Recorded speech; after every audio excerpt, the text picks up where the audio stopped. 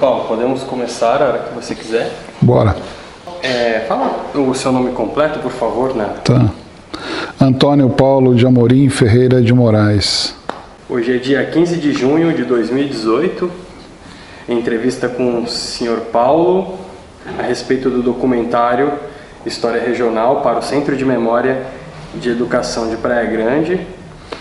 Paulo, você aceita ceder gratuitamente os direitos dessa entrevista para fins de pesquisa? Sem problema nenhum. Pode fazer uso da imagem, da fala.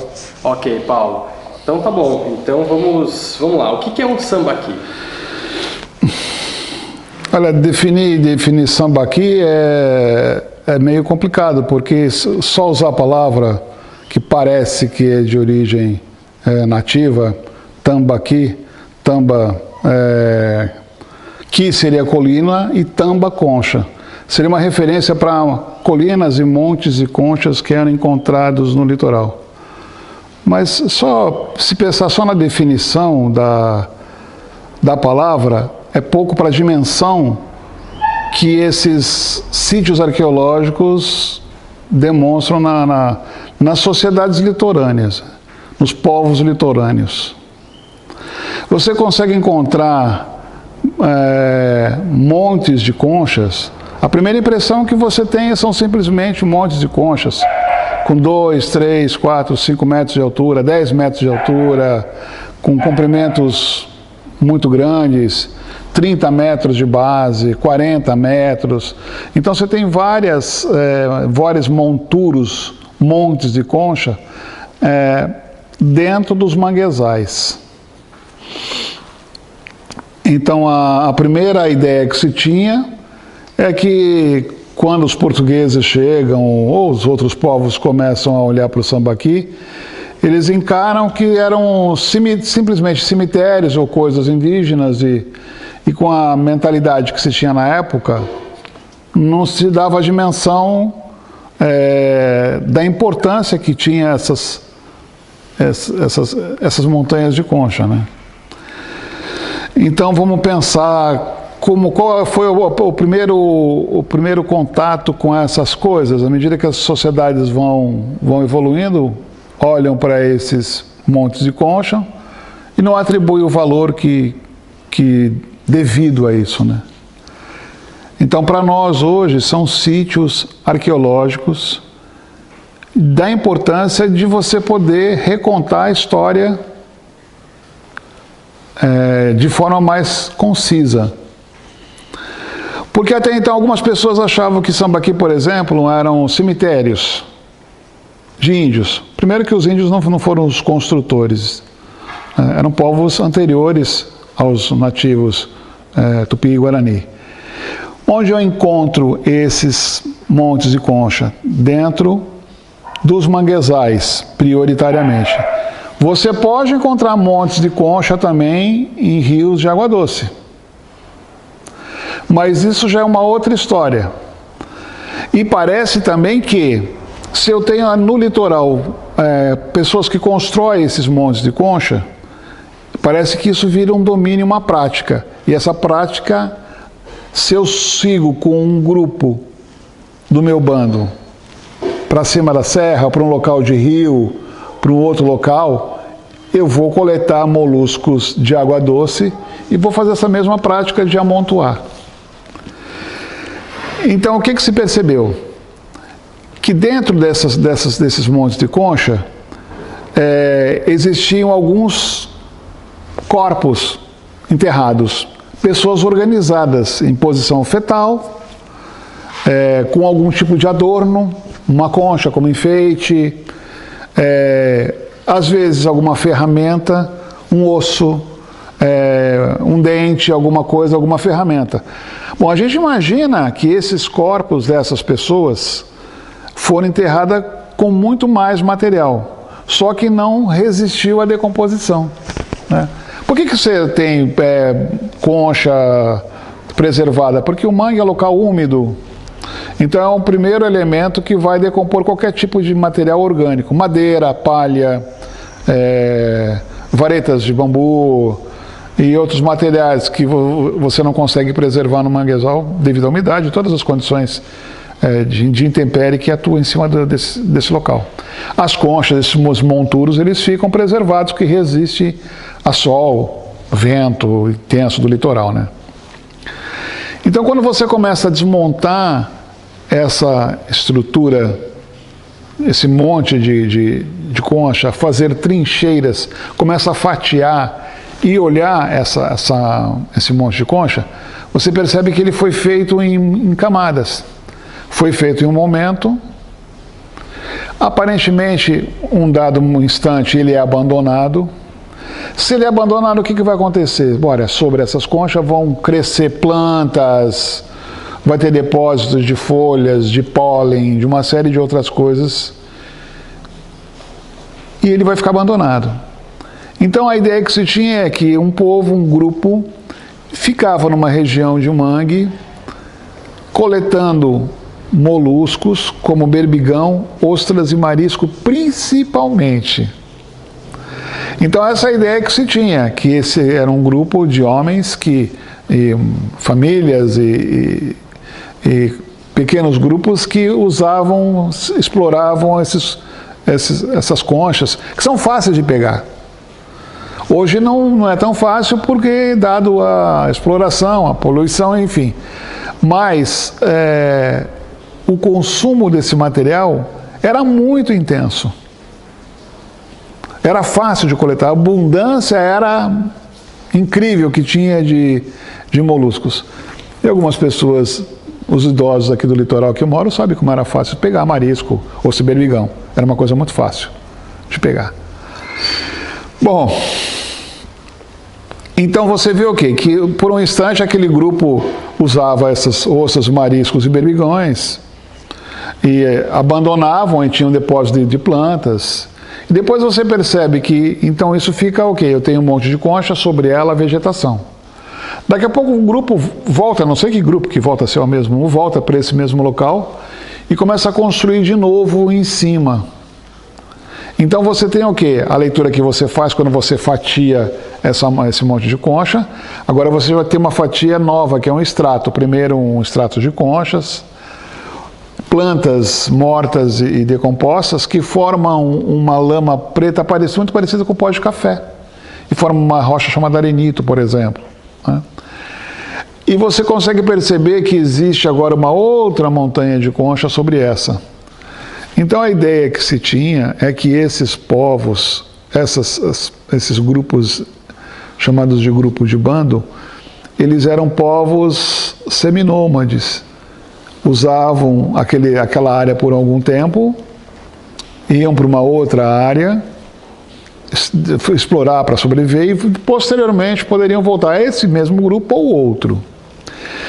Então você começa a construir no litoral, que é um local extremamente plano, locais secos, montanhas e conchas secas. Então você pode dormir sobre o sambaqui com o seu grupo, explorar, ter comida à vontade, construir cabana. Isso é possível sim, né? Não é difícil de imaginar que sim, você só não conseguiu preservar a madeira.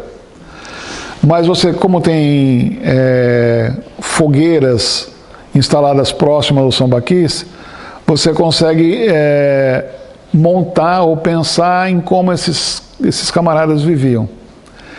E deveriam ter uma logística extremamente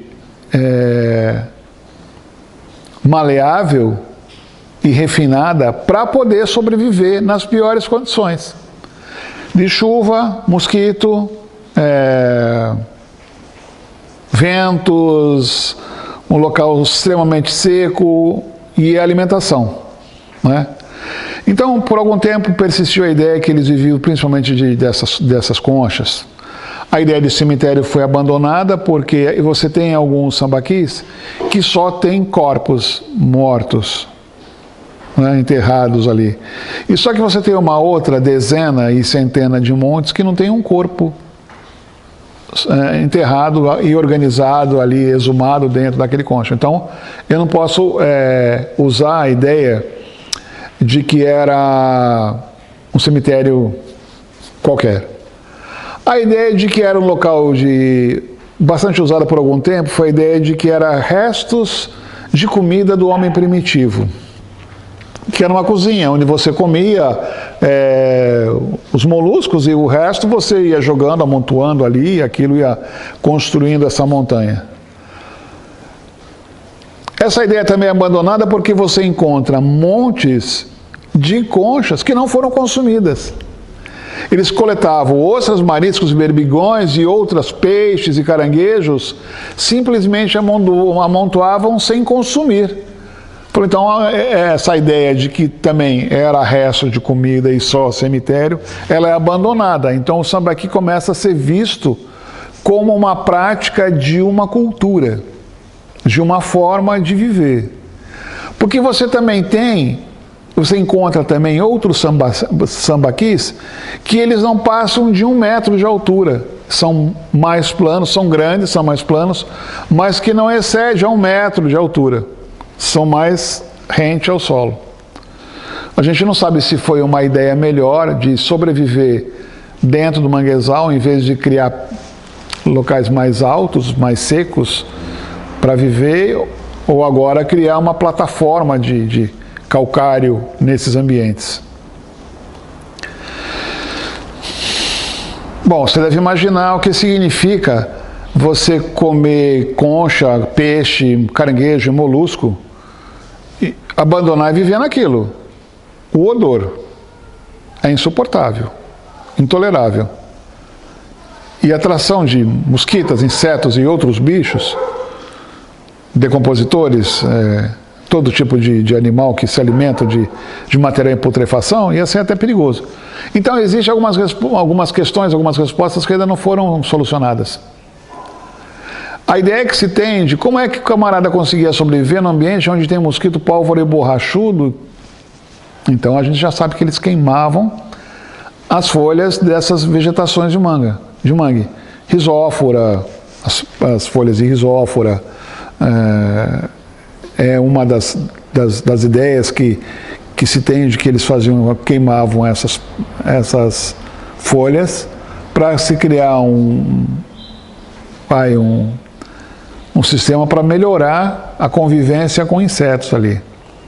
E tem tribos atualmente no Brasil, que ainda vivem dentro dos manguezais com as práticas de coleta de conchas.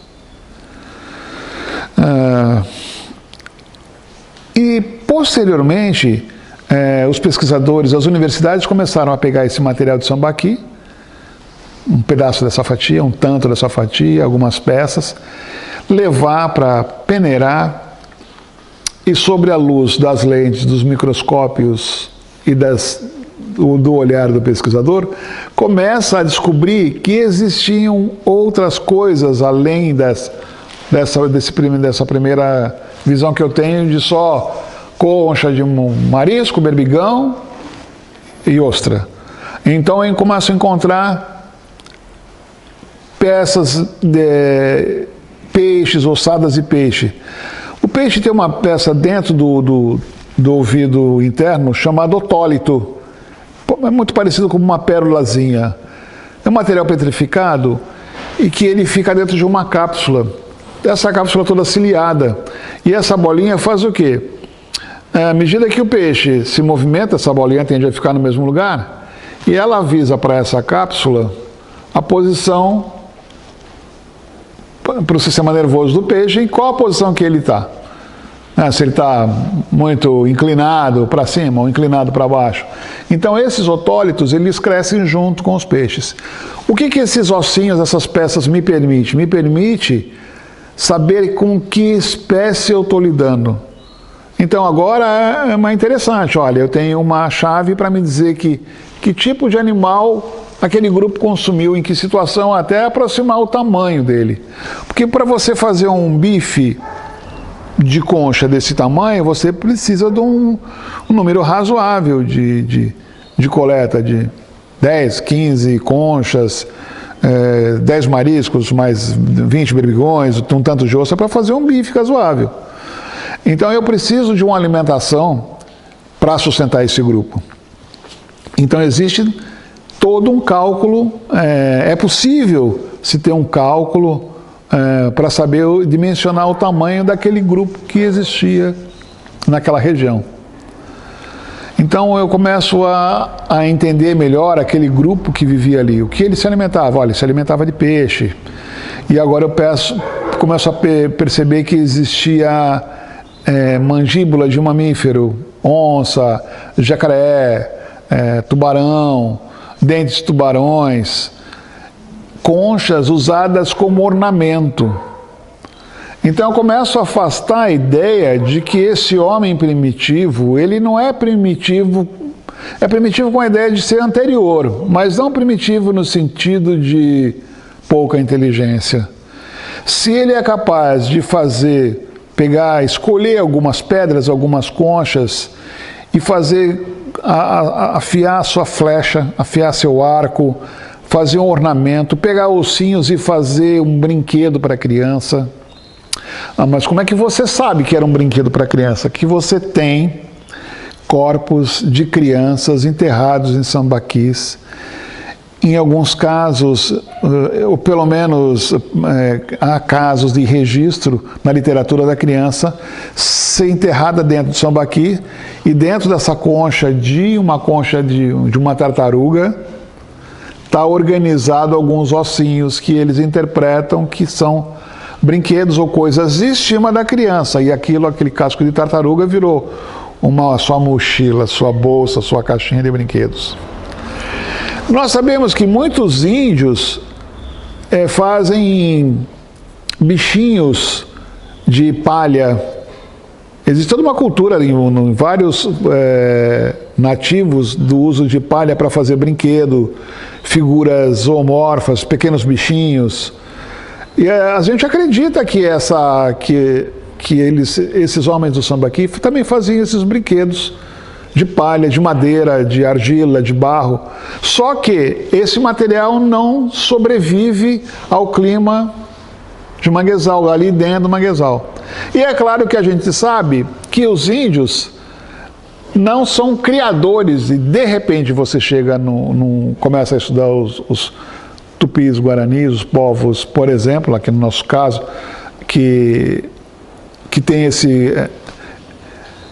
essa montanha de técnicas de material, de confecção, de arte plumária, de arco, flechas, estacapes. Eles não são inventores disso, isso é uma tradição que veio vindo. Então, não é possível que eles que inventaram isso. Isso foi alguma coisa que foi copiada também.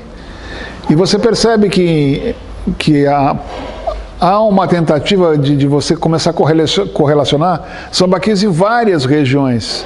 E parece que algumas coisas são repetitivas, ou pelo menos nos seduzem a imaginar que sejam repetitivas. Algumas ferramentas, né?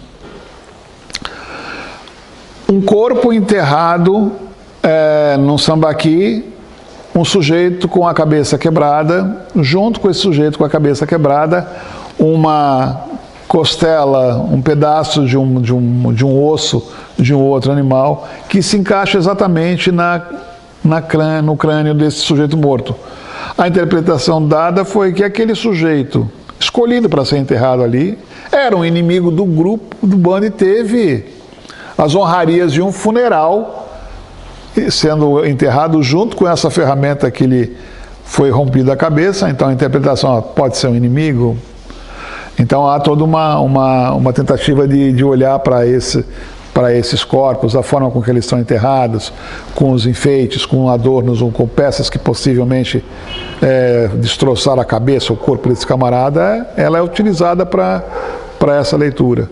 E eu pego agora esse material, começo a estudar com mais detalhes. Eu percebo que nos sedimentos inferiores eu tenho um conjunto de ferramentas, de objetos, e mais para cima outro tipo de objetos e ferramentas distintos, diferentes. E mais lá em cima eu tenho até coisas de português. Você encontra sabre, moeda, cacos de porcelana, ou índios, urnas funerárias de indígenas, que não era a prática deles, né?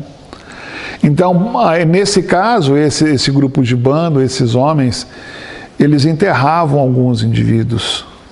Então a prática de enterrar, ela é muito disseminada, mas existem outras práticas que não enterram, deixam o corpo fora da terra. Então você vai encontrar na Amazônia alguns grupos que montam urnas funerárias como se fossem bonecos de barro, e ali organizam, põem o esqueleto do camarada depois de morto, é identificado o sexo dele, se é homem, se é mulher, se é criança, e essas urnas ficam expostas como figuras quase humanas, figuras que mais ficam fora da terra. E no Sambaqui você tem esse enterramento de algumas pessoas só. Então não é cemitério, porque eu não enterro todo mundo, enterro algumas pessoas, só vejo poucos. 4, 5 esqueletos de homens, 3 esqueletos de mulheres, esqueleto de mulher grávida, alguns corpos de criança. E no outro, nenhum esqueleto, mais objetos, né, de ferramentas, o que poderia ser alguma coisa como um machado, como um serrote. E pequenos pilões, eles faziam pilões de pedra, como se fossem cilindros de rochas pesadas, que era utilizado para uso de sementes. Olha, você não vai ter a casca do coquinho ali preservada, mas você já imagina que eles faziam uso dessas porque os coquinhos, e aqui é comum a garotada comer coquinho, não, agora não, né? Agora a garotada vai para o McDonald's, mas na minha época a molecada ia para o morro catar coquinho verde, coquinho brejaúva, então não era uma coisa difícil de imaginar que esses caras mais primitivos, que não faziam isso por brincadeira e por farra, mas faziam por necessidade de se alimentar também. E eu tenho essa ferramenta, esses pequenos pilões, tem os machados feitos com rochas, e machados para serem utilizados com as mãos, com as duas mãos. E você encontra no litoral, bem próximo à água, marcas de algumas rochas, alguns blocos de rochas com marcas de que foram polidas ferramentas ali. Ou machados, ou setas. As setas como? Eu vejo que o corpo da ferramenta existe uma marca como se fosse uma calha com uma meia cana, que parece que as varas de setas, de flechas, eram torneadas à mão por ali. Então eu tenho muitas informações dentro dessa coisa chamada Sambaqui, um conjunto de informações muito grande e muito interessante, que ajuda a que nós tenhamos um entendimento de que nós temos, pelo menos dentro do nosso litoral, dentro dos manguezais, 10.000 anos da presença desse homem. E eu não posso esquecer que eu tenho esse passado. E essa conversa, ela não pode ficar só apenas no nível de especialista, só das pessoas que estão lá nas universidades, para pensarem sobre arqueologia brasileira. Essa ideia tem que ser disseminada dentro das escolas. O garoto que está lá no ensino fundamental, no ensino médio, é interessante que ele passe pela escola, que converse essas coisas com ele, sobre esses grupos de banda. E a gente não fica só naquela história do descobrimento do Brasil, porque daí passa a sedimentalizar a ideia, passa a sedimentar a ideia de que eu tenho o Brasil da colônia portuguesa, e que antes disso eu não tenho absolutamente mais nada. Então o Brasil começa a existir a partir da colonização portuguesa, da colonização europeia, das invasões holandesas, das invasões francesas, e eu fico, no mínimo, frustrado, falo assim, espera um pouquinho, eu tenho uma história de peso e de importância extrema, que está sendo esquecida. Não. Eu tenho a Lagoa do Furadinho, Cubatão, que só dali foram tiradas pelo menos 3.000 peças. Eu tenho sambaquis em Santos, São Vicente, Cubatão, Itanhaém, Peruíbe, centena de sambaquis no Vale do Ribeira. E essas coisas ficam uma conversa entre especialistas, entre professores de história, um outro leigo interessado. Então eu tenho que pensar, é bom que a escola pense e reformule todas as conversas que estão acontecendo dentro da escola. E uma coisa que é interessante, um capítulo que não pode ser desprezado, é essa história desses povos conchófagos, né? Desses homens que viviam dentro dos manguezais. Então, há um tempo atrás nós fizemos um projeto sobre conversar sobre manguezal, né? Então, porque mangue é planta, mangue é vegetação, né? Então, quais são os tipos de planta que eu tenho? Rhizófora manglia, vicênia, laguncularia, esses 3 tipos arbóreos aqui. Você tem manguezal africano que tem pelo menos 40 tipos arbóreos, né? Então a coisa já fica mais complexa. Então aqui tinha jacaré. Como é que eu sei? Porque eu tenho informações pretéritas a esse respeito. Então eu começo a ter a ideia sobre mangue. Agora manguezal já eu falo de comunidade, eu já penso nos peixes, né? Nos caranguejos, nos tipos de moluscos, em todo o complexo que existe dentro desse ambiente, extremamente importante.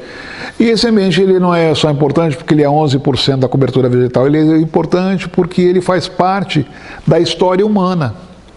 E eu não posso começar a contar a história humana, pelo menos não devo começar a contar a história humana a partir do descobrimento do Brasil, a partir de Martim Afonso, né? Então, para que seja mais próxima do real, mais verdadeira, para que nós tenhamos também nossas raízes, a gente olhar para isso. A história do Egito, das pirâmides, é tão divulgada, toda aquela complexidade do Egito, e por incrível que pareça, já teve a ideia algumas pessoas já se atreveram a correlacionar a ideia do sambaqui, de ser uma construção piramidal com as pirâmides do Egito, né? Mas essa ideia foi descartada. E eu tenho nessa planície esse conjunto de informações que inclusive pode ser recontado cada vez melhor à medida que eu avanço no conhecimento. Eu tenho, por exemplo, especialistas no país que trabalham só com a ossada humana, então faz a biometria do crânio, da arcada dentária, estudam os ossos, a mandíbula, o que conta essa história da mandíbula, quanta coisa que pode contar, que ele fazia uso, sim, de comer as conchas, os depósitos de cálcio que às vezes transformam os dentes numa única peça, de que o cálcio começa a entranhar entre os dentes.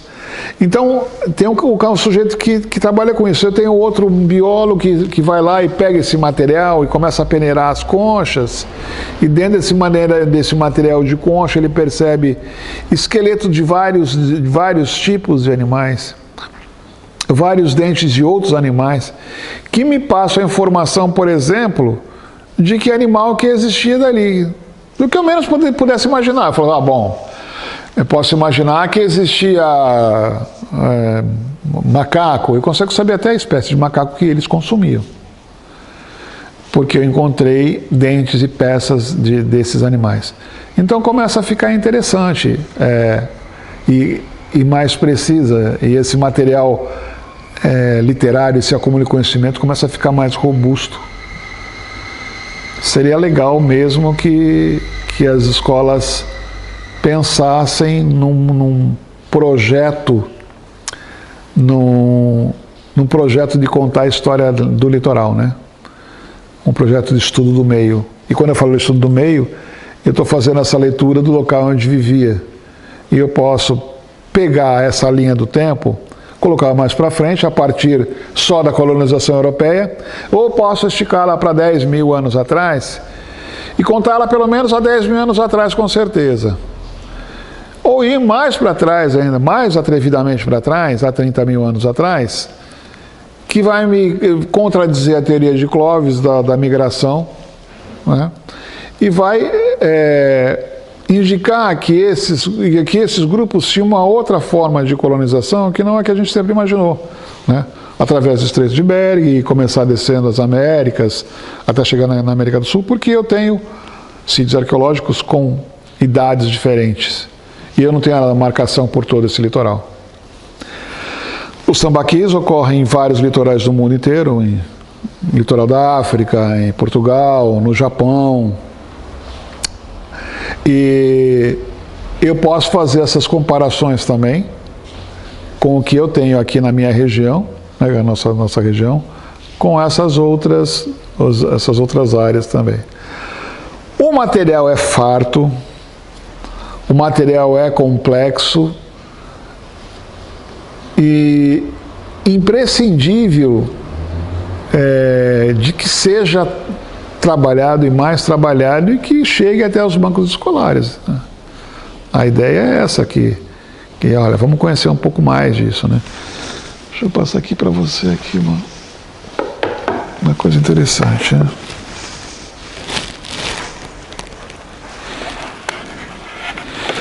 Um material, por exemplo, que pode ser encontrado no sambaqui são crânios por exemplo, crânios de felino, né? Crânios de macaco. Esse material ele é preservado. Se ele não é preservado assim inteiro, que está bonitinho isso daqui, ele pode ser preservado pelo menos uma parte, uma peça dele, né? Então, esses dentes daqui, ó. Eu tenho alguns dentes desses daqui, por exemplo, que pode ser preservado a mandíbula inteira, né? Ou só esses dentes. E esses dentes já me dão indicação que são dentes de golfinho. Então eu posso saber até que bicho que estava ali. Né? Que bicho é esse que está aqui? Né? Um golfinho. Porque eu encontro os dentes, esse material é preservado. O outro material orgânico, ele se decompõe. Então eu tenho a preservação de ossos, que já me possibilita uma boa leitura. Já me dá uma boa ideia do que essas pessoas comiam. Então agora não é mais só aquela ideia que se tinha no passado, de ostra, berbigão e marisco. Eu estou encontrando outros ossos, outras possibilidades de buscar material. Aqui eu tenho uma imagem de ferramentas que são encontradas no sambaquis. São instrumentos para você cortar, esmagar conchas, frutos, né? E são materiais que não são fáceis de fazer, né? Bom, o que mais que acontece que é interessante? Esse material, quando os portugueses vêm para cá, quando a colonização europeia começa a acontecer, eles usam os sambaquis como uma fonte de cálcio. Então pegam esses sambaquis, esmagam, começam a macerar e transformam isso numa cal, numa poeira. Então esses locais, Caieiras, Conchal, esses lugares assim, eles de alguma forma associam, embora o Conchal seja interior, a presença de conchas, né? E Caieiras, a produção de cal. Então os portugueses maceravam essas conchas, transformavam nessa cal.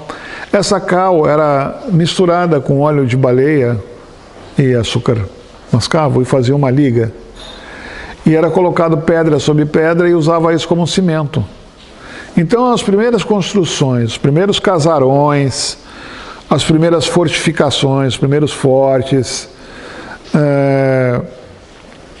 os locais onde se armazenavam, os armazéns onde se armazenavam os mantimentos, os víveres eram construídos com sambaqui. Então começa a construir os solários, as casas, as igrejas, e começa a partir daí destruir o sambaqui. Porque eu vou lá, pego qualquer coisa e macero, cemitério de índio, e não dava importância que aquele homem, o homem lá de 1500 e 1600, não tem essa ideia de, olha, eu vou preservar isso porque é um sítio arqueológico. Eles não tinham essa ideia.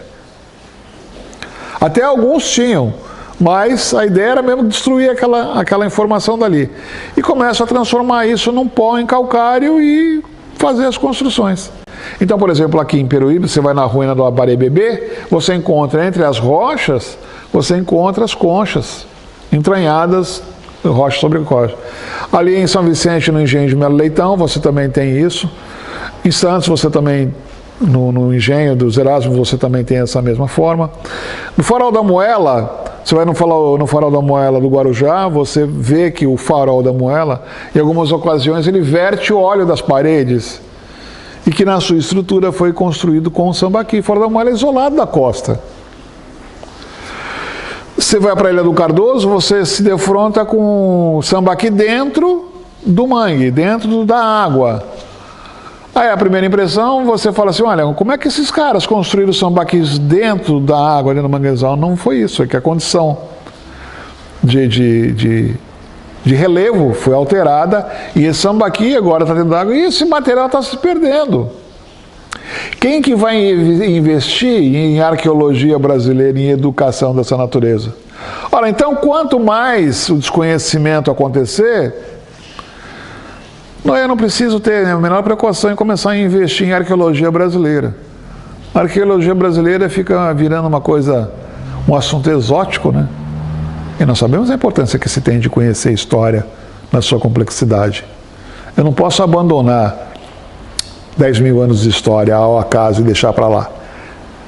A escola, os professores, a Secretaria de Educação, elas têm que saber como é que se monta esse histórico do aluno, esse histórico escolar, esse planejamento escolar, planejamento anual, e um assunto que não pode ficar de fora de um planejamento anual escolar é a arqueologia brasileira.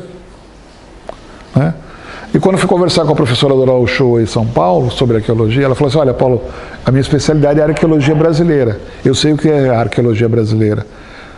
O assunto é muito mais complexo, mas a arqueologia brasileira é minha inclinação, minha tendência.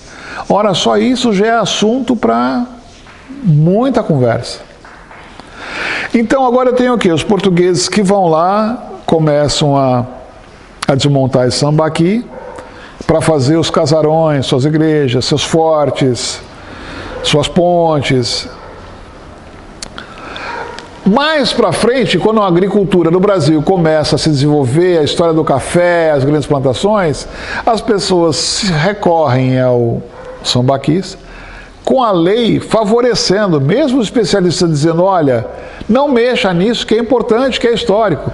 Essas pessoas foram passadas por cima, os pesquisadores foram atropelados com um rolo de compressor e o governo autorizou que qualquer um que viesse com seus caminhões buscar concha, vinha buscar concha sim. Então os caminhões vinham para cá, buscavam essas conchas, transformavam em calcário para normalizar a acidez dos solos das grandes plantações.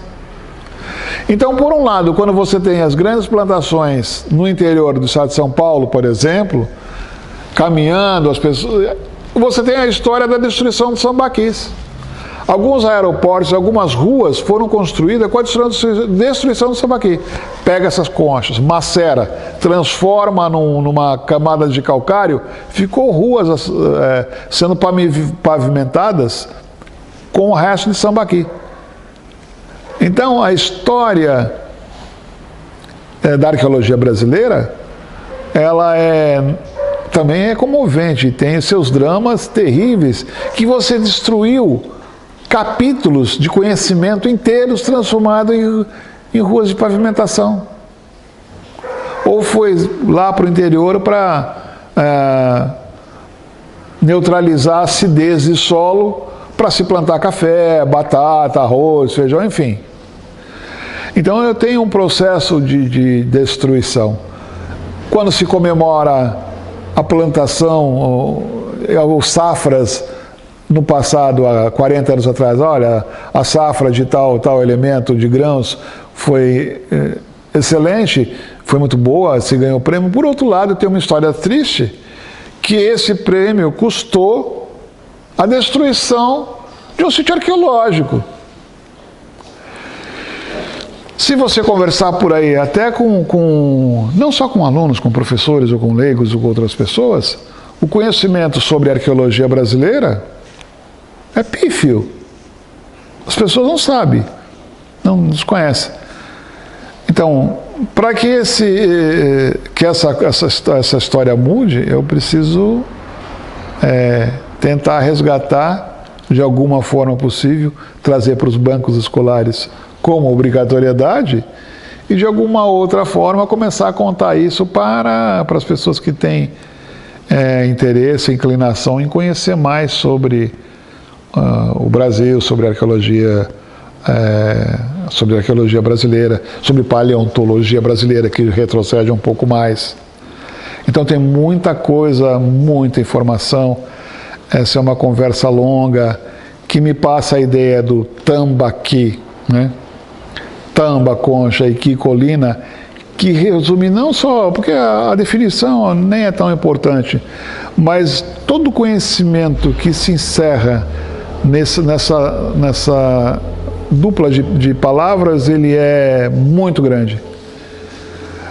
Tem muita coisa para se conversar a esse respeito e se identificar os locais onde isso existia, né? Então, aqui na nossa região, nós tínhamos, não sei se eu mencionei, se me falha a memória, mas aqui a gente tinha pelo menos 32, ali São Vicente de Praia Grande, Cubatão, 32 sambaquis.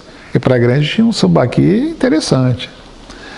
Existe uma publicação do Museu Paulista, uma revista de 1912, que tem uma litogravura que mostra exatamente os locais de sambaquis. Então, olha, eu tenho uma publicação de 1912, quanto tempo atrás, né? Mais de 100 anos. Então, o especialista já conversava esse assunto, né? Eu tenho uma publicação chamada, uma publicação, se eu não me engano, da Universidade de São Paulo, não sei se é Paulo Amorim o autor, chamou O Sambaqui dos Sambaquis.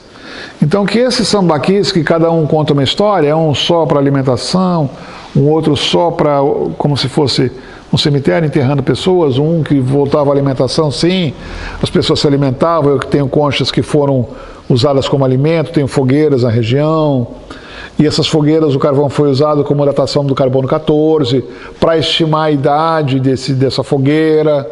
Então, assim como eu tenho vários sambaquis contando isso, que ele chamou do sambaqui, né, essa ideia maior de reunir todas as informações. E você percebe que esse conjunto de informações, ele pode ser e está sendo ampliado, porque hoje eu tenho outros instrumentos para avaliar o que existe ali no sambaqui. Então, hoje, quando eu encontro um sambaqui, eu abro uma trincheira, mas eu não vou fazer como no passado, que se decapava inteirinho, porque daí eu destruo a informação que eu posso mais para frente estar coletando. Então, hoje eu tiro só um pedaço, uma fatia, que eu vejo que não vá atrapalhar no montante para mim, posteriormente, quando tiver novas tecnologias, que eu possa ali olhar aquilo ali, né? Uma coisa interessante que é o conjunto de pólen. O pólen preserva, e com os pólenes depositados naquele nível que eu te falei, naquele extrato em que o sambaqui foi abandonado, eu sei estimar até se eu estava em que momento que eu estava, né? Primavera, verão, outono, inverno, que planta que depositou aquele pólen ali. Eu consigo até pensar na vegetação de alguma forma, construir essa vegetação. O que eu tenho que imaginar é o seguinte: eu tenho a linha do mar da costa brasileira hoje nessa posição que ela está, é uma linha recente. No passado, essa água, né, o nível do mar aumentou muito, chegou até a Serra do Mar.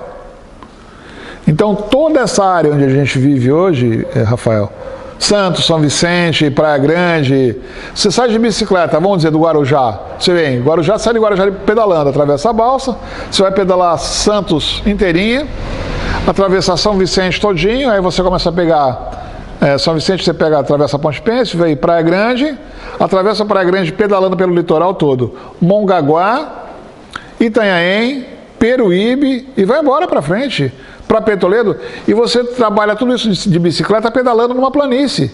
Você não tem um acidente de relevo, um morro. Você pedala toda essa costa litorânea pedalando. Então o mar teve, nesse nível atual, 4 metros acima. Então nisso a água encosta na Serra do Mar. Quando ela recua, ela faz o quê? Ela desenha toda uma planície. E os rios que descem da terra fazem o quê? Desenham, né, um traçado para ir desembocar no mar. O mangue, ele acontece, essa vegetação do mangue e o manguezal, esses organismos, eles ficam dentro dessa planície, construída por avanço e recuo do mar. São movimentos flandrianos que são chamados. Então agora eu tenho a geologia que vai me explicar o quê? Olha, o mar avança, recua e a linha do mar para nessa posição, há pelo menos recente, né? Ela parando aqui, eu tenho essa planície.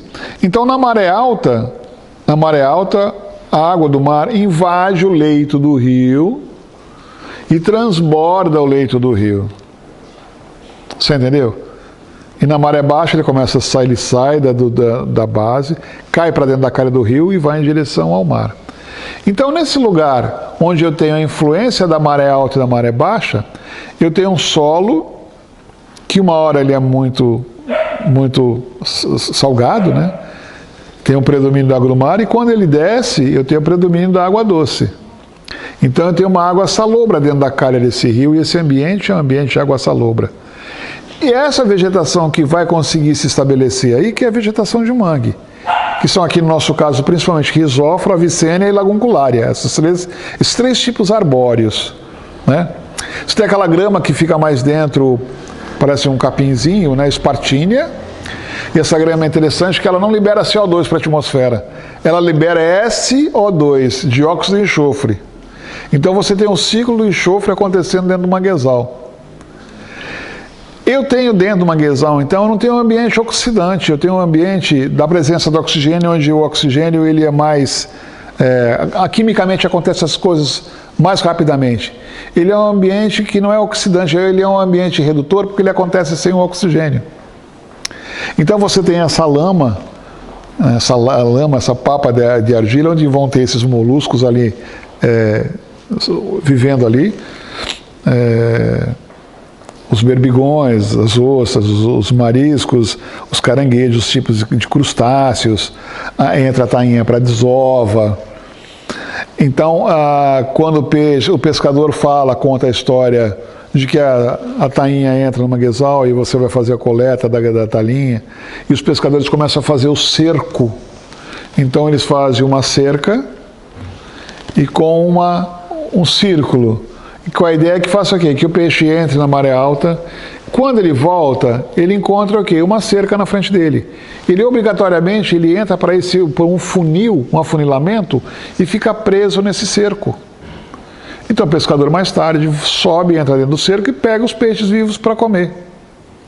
Só que essa técnica foi abandonada, aqui pelo menos nessa região, há 20, 30 anos atrás, essa técnica do cerco foi abandonada porque as pessoas começaram a destruir os cercos, a roubar o cerco, a roubar os pescadores. E a própria pesca artesanal foi abandonada em função do crescimento urbano, que acaba deixando a pesca artesanal para outro lado. O que eu estou tentando dizer para você é o seguinte, que aquelas coisas que aconteceram há 10 mil anos atrás, elas não pararam de acontecer, elas continuaram. Os homens que trabalhavam de uma forma, essa tradição foi passada para os índios que viviam dentro dessas áreas, né?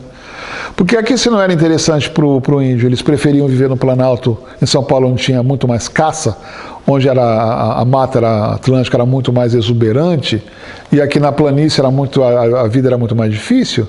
Mas eu tenho toda essa prática da construção de canoas, né, do remo. Essas coisas não vão ser preservadas no Sambaqui.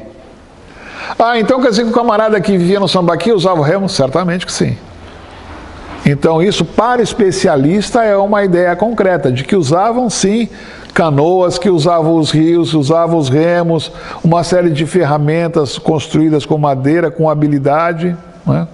E essas marcas que a forma com que você usa algum material, deixa marca nos ossos também, né?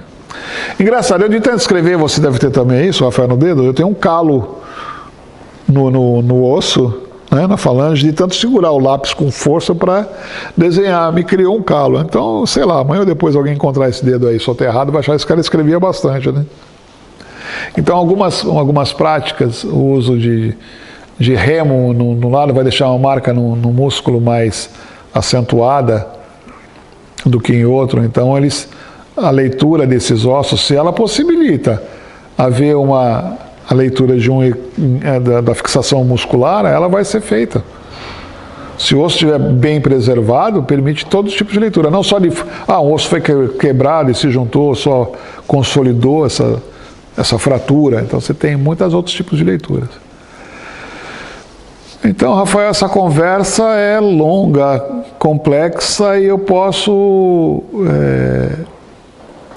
construir paralelos bastante sobre essa coisa do homem, dos povos conchófagos, do homem do sambaqui. Saber que na época eles eram considerados como um grupo de bando, porque não existe uma liderança, né?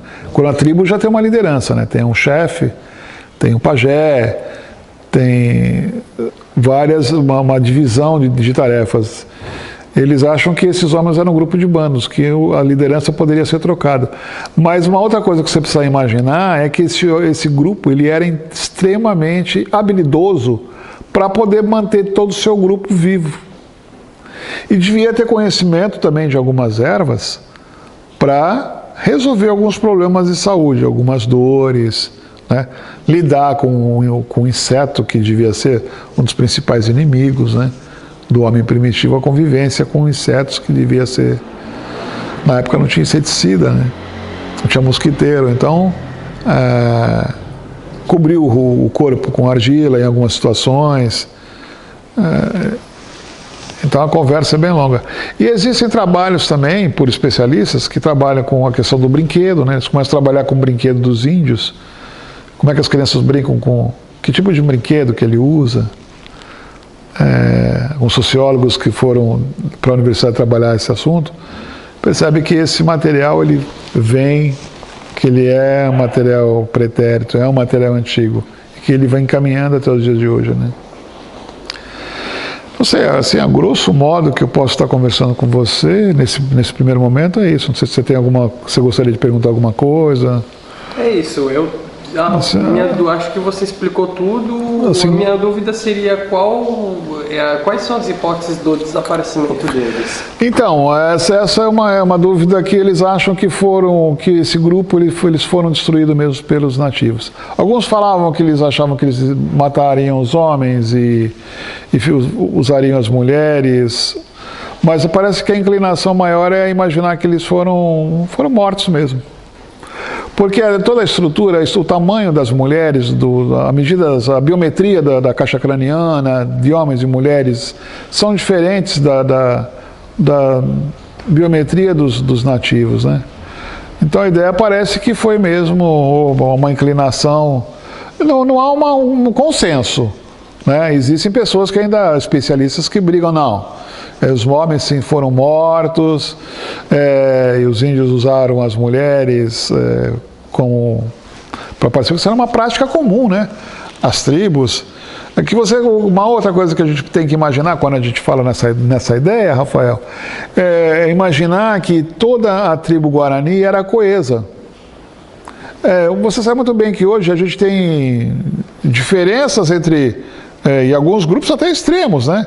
Entre nortistas, sulistas enfim, vários grupos dos países não há essa sintonia, essa harmonia. Existem grupos, sociedades que são fechadas em si e que se protegem, e essa prática ela não ficou só restrita, que a ideia era falar assim, os índios iam lá, matavam, isso era prática entre grupos de guaranis mesmos.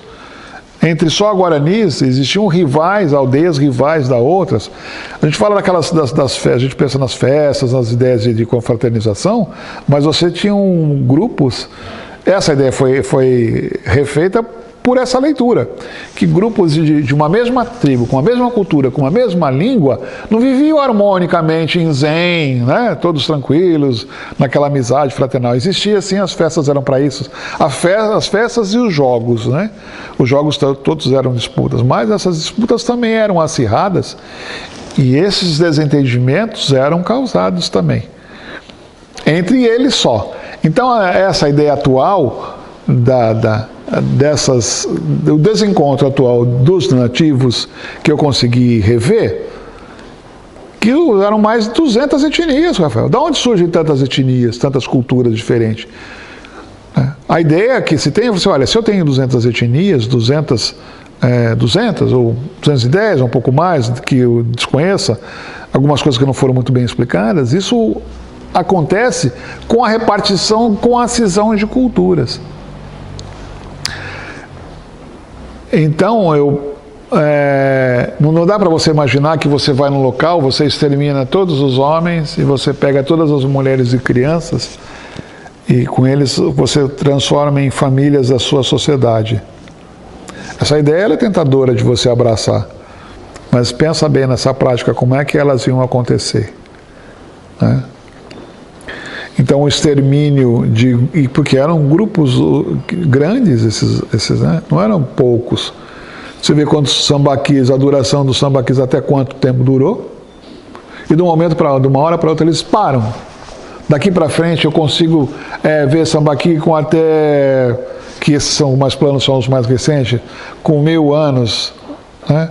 2000 anos, depois eles não aparecem mais. Então eu sei, olha, essas pessoas foram mortas, né? Esse grupo extinguiu, essa prática foi extinta, né? Porque as pessoas deixam de fazer alguma atividade, aqueles grupos, sociedades deixam de fazer, porque a abundância nos manguezais continuou, os animais, o pescado continuou. Aquela prática começa a ser abandonada. E depois você vê o uso de moluscos, sem eles sendo feitos. E até um tempo atrás todo mundo conhecia o que era marisqueiro, né? Alguns homens tinham essa prática de ir lá catar marisco, ferver o marisco em latas de metal ou de óleo, que eles cortavam, aquelas latas de óleo antiga. Não sei se é da época, Rafael, você chegou a ver. Você comprava óleo em latas de sei lá, 10 litros, 20 litros. Eles pegavam essas latas vazias, recortavam, usavam essas latas para pegar marisco e ficar cozinhando marisco no litoral. A gente chamava de marisqueiro. Assim como tem os palmiteiros que saem com um saco nas costas e um machado para ir buscar palmito, esses marisqueiros, esses homens, eles viviam no litoral o tempo todo, comendo ali, gostavam daquela vida de comer marisco, de pescar e ficar comendo marisco. Faziam uma fogueirinha e ficavam ali. Você passava no mesmo lugar, no mesmo local e via lá o sujeito comendo marisco, 1 semana, 2 semanas, o mesmo camarada estava lá. Então algumas práticas não foram abandonadas, né? E imaginar que só houve eles mataram todos os homens, e essa ideia ela ficou por algum tempo, sobrevivendo por algum tempo, mas há interpretações díspares, não há uma conciliação. E existem grupos de pesquisadores, pessoas muito sérias, muito dedicadas, que dedicam a vida, mas que não têm essa ideia fechada. O bom da ciência é isso, né? Que a ciência ela não fecha a porta. À medida que ela vai buscando mais informações, mais conotações, o senso comum não é a resposta mais clara, né? O que parece em ciências, em muitas circunstâncias, que a palavra mais precisa é provavelmente. Porque toda a interpretação, num acontecimento pretérito, que ele me impede que eu seja resoluto nessa situação.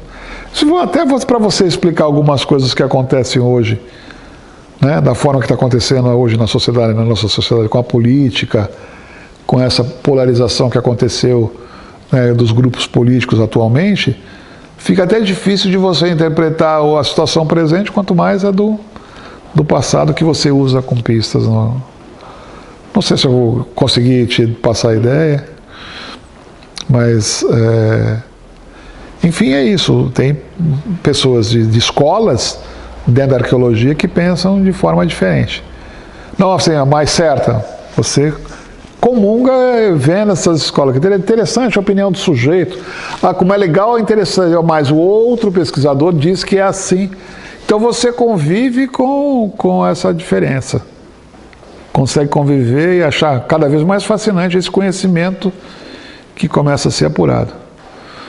Que mais que eu... Acho que é isso, Paulo. Então a primeira conversa é essa. Agora tem pessoas que trabalham só com ferramentas desses grupos, só com adornos, e o número é muito grande, Rafael. Usar vértebra de tubarão, dentes de tubarão para enfeite, conchas usadas para enfeite, e depois você vê que uma concha ou outra é furada do mesmo jeito e repete alguns grupos, então parece que aquela concha talvez fosse usada como status, ou como algum tipo de aliança entre o grupo. Olha, por que será que essa peça está sempre repetitiva? Aparece pedras que não existiam ali naquele local. Olha, mas essa pedra não é dessa região. Essa pedra que está aqui presente dentro de Sambaqui, nessa camada, ela vem de outro local, ela não existe no litoral brasileiro. De onde vem isso? Então, é isso que acaba acumulando esse conhecimento. Eu tenho primeiro esse olhar fácil, né, do Sambaqui, eu tenho esse outro olhar que começa a esmiuçar cada vez mais a minha curiosidade, né? A chamar cada vez mais a minha atenção. Como é que aconteceu isso? Como é que eu descobri essa peça? E o volume, a visita nesses museus, né, muito bonita, vale a pena. Conhecer um museu de arqueologia, olhar as peças, as coleções. Eu posso encontrar peças de Sambaqui?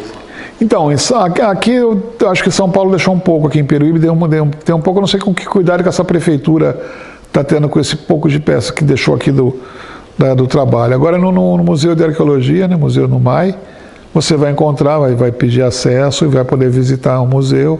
E lá tem os monitores que vão te mostrar as coleções de ossos de todo o Brasil, né?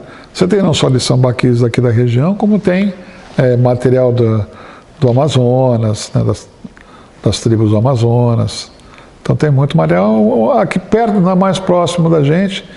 Eu acho que a presença na visita na Universidade de São Paulo é importante que você faça, né?